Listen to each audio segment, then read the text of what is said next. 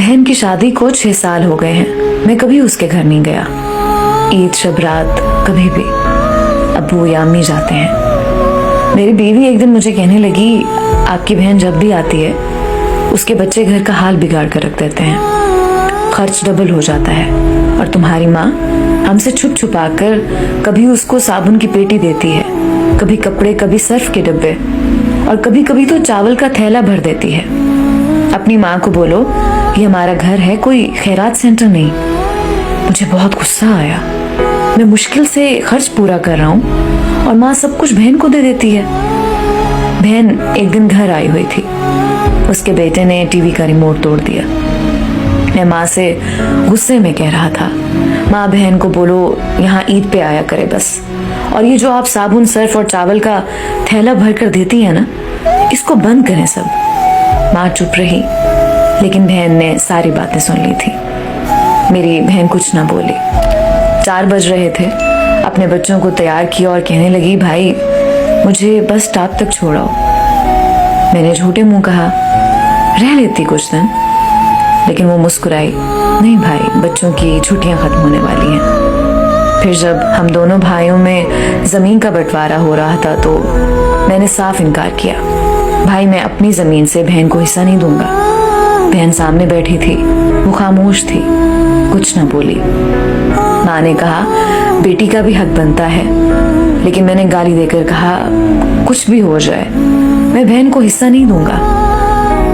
मेरी बीवी भी बहन को बुरा भला कहने लगी और वो बेचारी खामोश थी। बड़ा भाई अलहदा हो गया कुछ वक्त के बाद और मेरे बड़े बेटे को टीबी हो गई। मेरे पास उसका इलाज करवाने के लिए पैसे नहीं थे। मैं बहुत परेशान था। कर्ज भी ले लिया था 1 लाख रुपया। भूख सर पर थी। मैं बहुत परेशान था। कमरे में अकेला बैठा था, शायद रो रहा था अपने हालात पे। उस वक्त वही बहन घर आ गई। मैंने गुस्से से बोला, अब ये आ गई है मनहूस। मैंने बीवी को कहा, कुछ तैयार करो बहन के लिए। बीवी मेरे पास आई, कोई जरूरत नहीं गोश्त या बिरयानी पकाने की इसके लिए। फिर 1 घंटे बाद वो मेरे पास आई। भाई परेशान हो? बहन ने मेरे सर पे हाथ फेरा।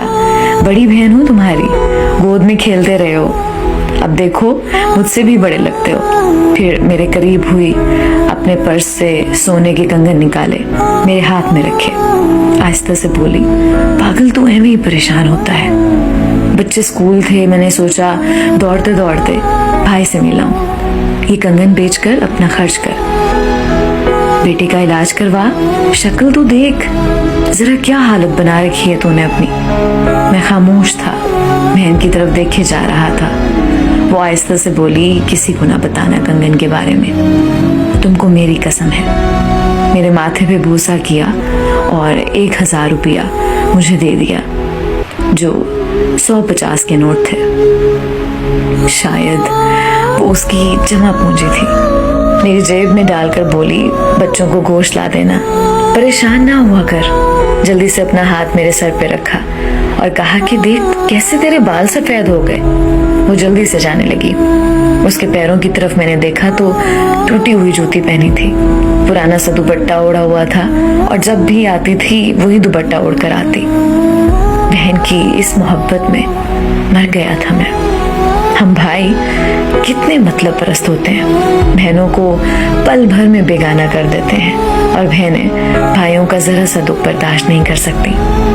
वो हाथ में कंगन पकड़े जोर जोर से रो रहा था। उसके साथ मेरी आंखें भी नम थी।